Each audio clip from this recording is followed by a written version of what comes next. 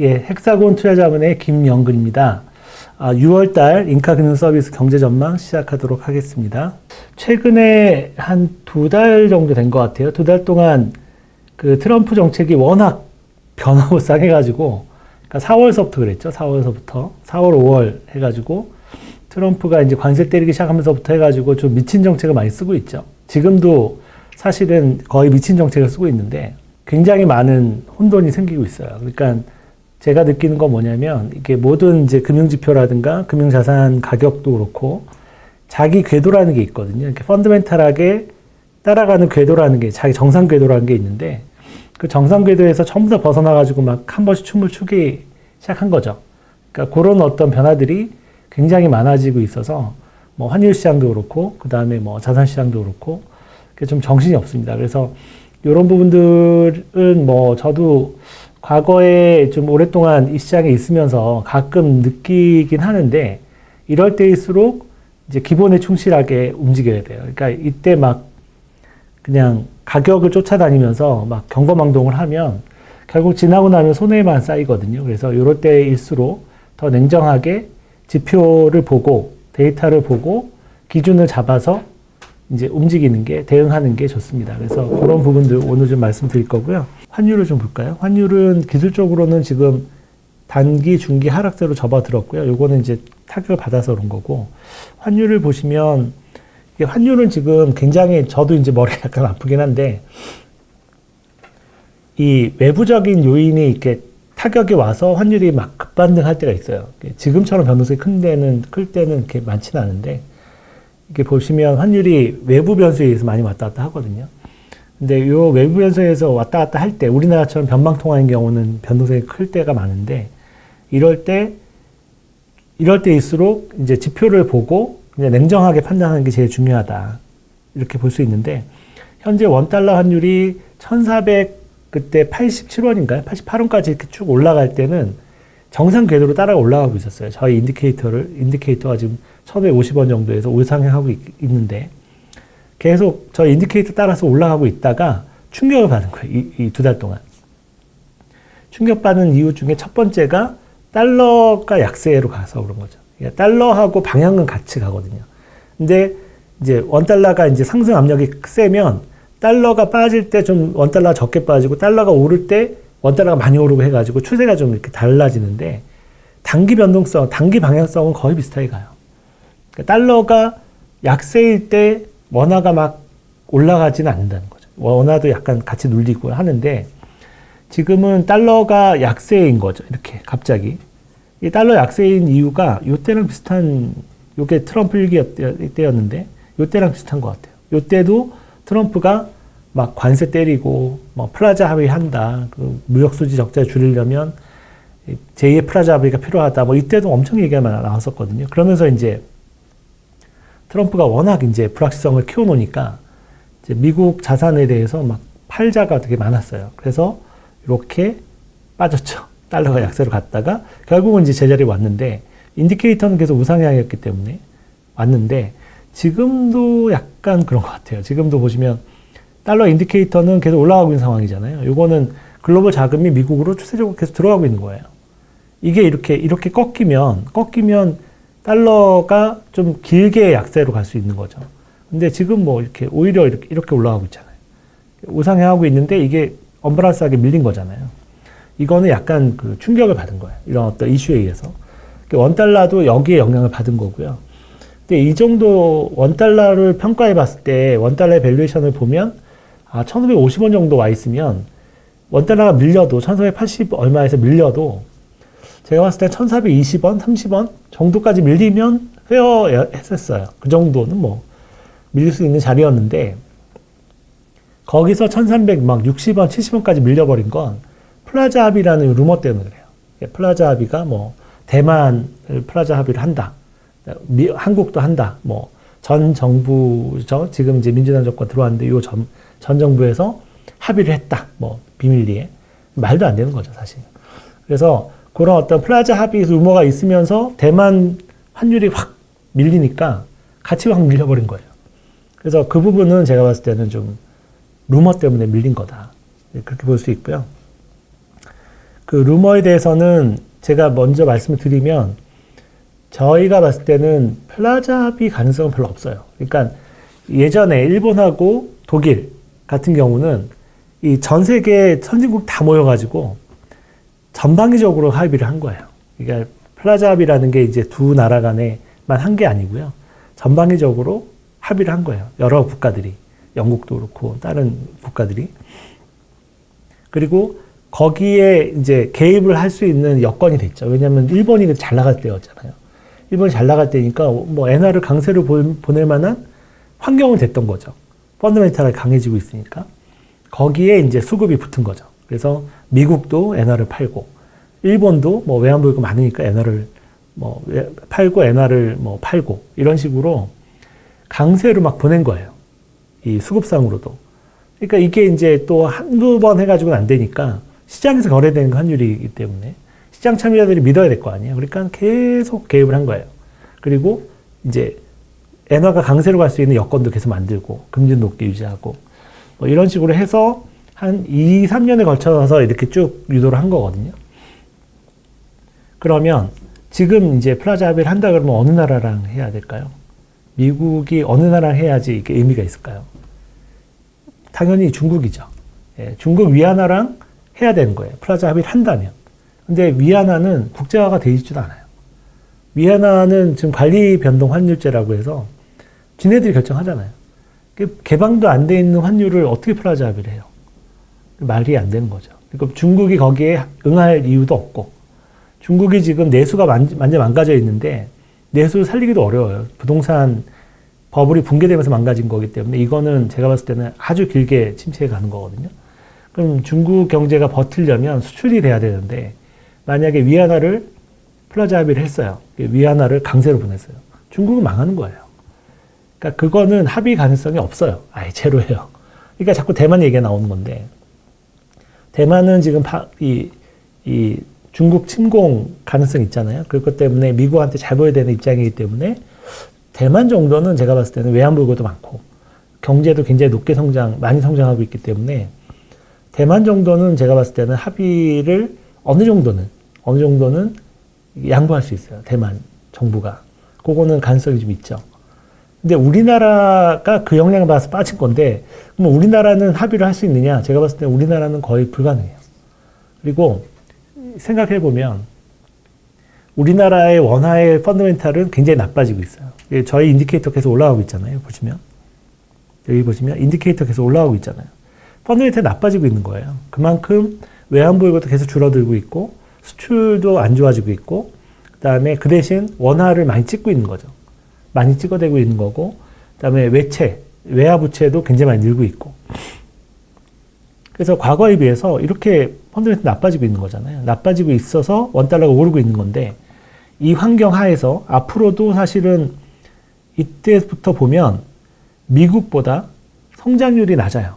그러니까 우리나라의 잠재 성장률이 미국보다 낮잖아요. 낮게 가고 있고 앞으로도 계속 낮아질 거예요. 이렇게. 미국은 2%에서 계속 유지를 하고 있는데 우리나라는 잠재 성장률이 이렇게 떨어지고 있단 말이에요. 한 10년 지나면 한 0%대까지 떨어질 수도 있어요. 차이가 점점 벌어지죠. 미국보다 성장이 안 나오는 국가예요.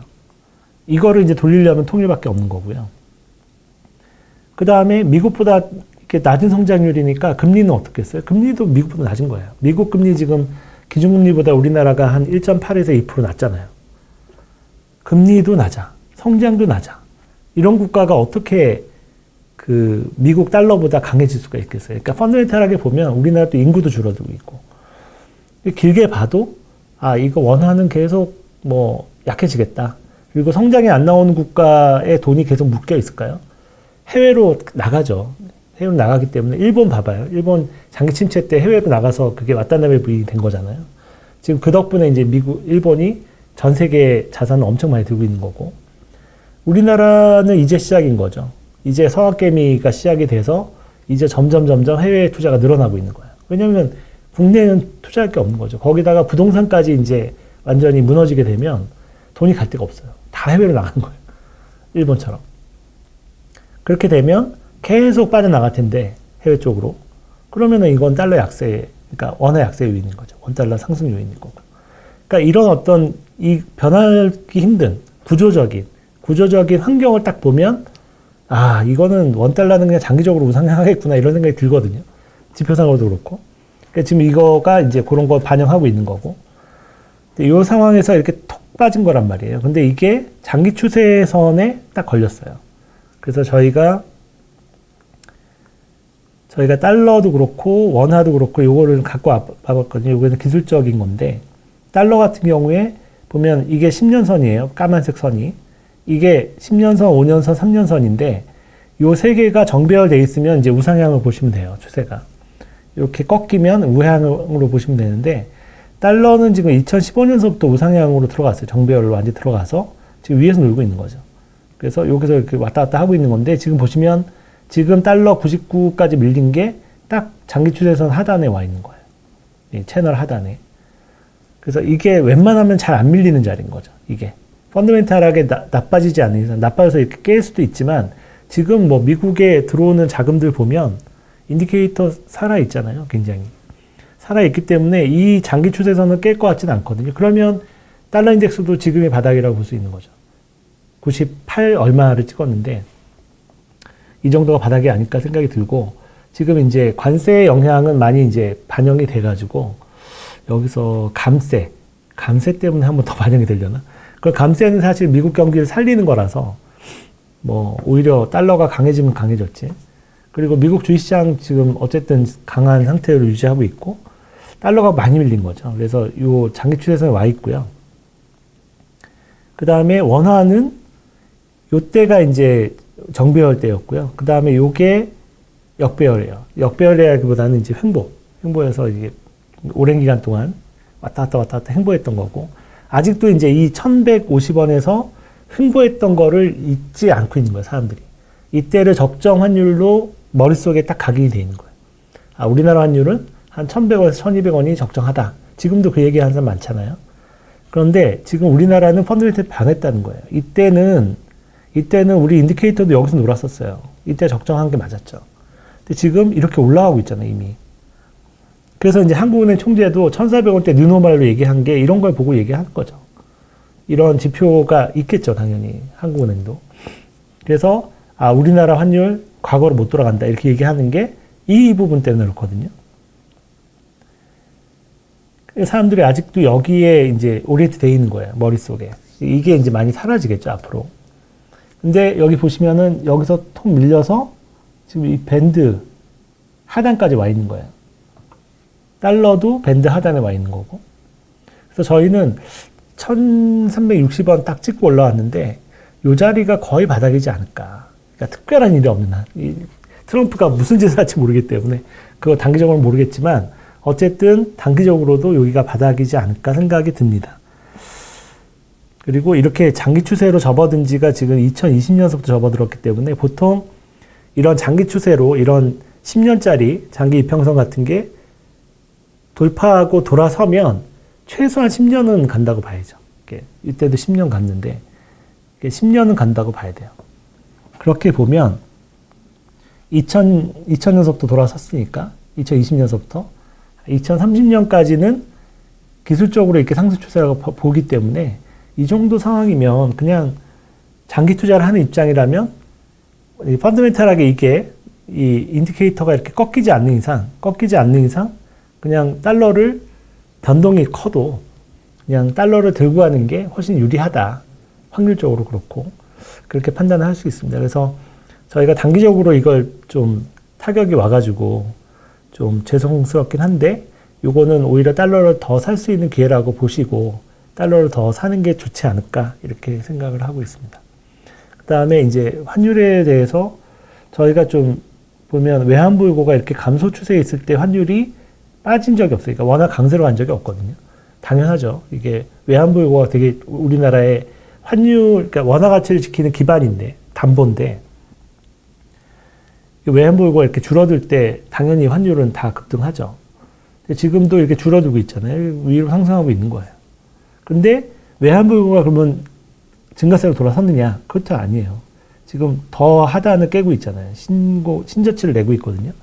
그 4천억 불 깰 거를 그 은행 쪽에서 한 50억 불 빌려왔다고 하더라고요. 그러니까 이게 정부도 4천억 불이 깨지면 심리적으로 타격이 있는 걸 아는 거예요. 그래서 실제로는 4천억 불 깨졌다는 얘기가 있거든요. 외환시장에서. 그래서 이렇게 외환보유고가 이렇게 줄고 있는데 원화가 이렇게 갈까?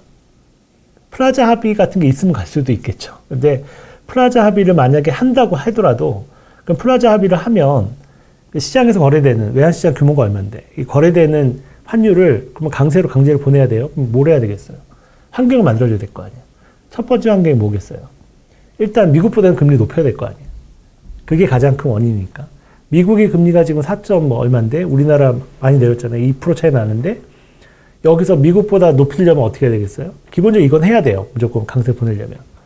그러면 한 3%포인트 정도 올려야 되겠죠. 기준금리를. 부동산 다 죽는 거예요. 그리고 부동산 터지면 우리나라 금융위기 터지겠죠. 금융위기 터지면 우리나라 펀드레이트 굉장히 나빠질 거 아니에요. 국가 신용등급 떨어지고. 그러면 그거는 원달러 환율 상승 요인이잖아요. 금리를 올린다고 될 게 아닌 거예요. 두 번째 방법은 뭐가 있을까요? 개입하는 거죠. 한국은행이 외환시장에 들어가서 외환보유고를 다 털어가지고 이 4천억 불 있는 거를 우리는 무조건 환율을 강세로 보낼 거야. 합의를 했으니까 이러고 4천억 불을 막 때려 넣는 거죠. 예. 팔고 원화를 사는 거예요. 원화 강세로 보내야 되니까. 그러면 가뜩이나 우리나라 외환보유고가 그렇게 많지 않거든요. 사실은 우리나라 규모에 비해서. 팍팍 줄 거 아니에요. 개입해가지고. 그러면 외환 투기꾼들이 어떻게 할까요? 땡큐하고 받아가겠죠. 왜냐하면 우리나라는 외환 보유가 줄어들면 원화 통화량이 많기 때문에 외환 보유가 줄어든다? 당연히 어떻게 됐어요? 원달러 상승 압력이 엄청 강해지겠죠. 그러면 이거 얼마나 좋은 기회예요. 외환 투기꾼들 우리는 한국 정부가 달러 풀어준다는데 와서 다 사는 거죠. 달러 매수해가지고 이거 다 매수해서 끌어올리겠죠.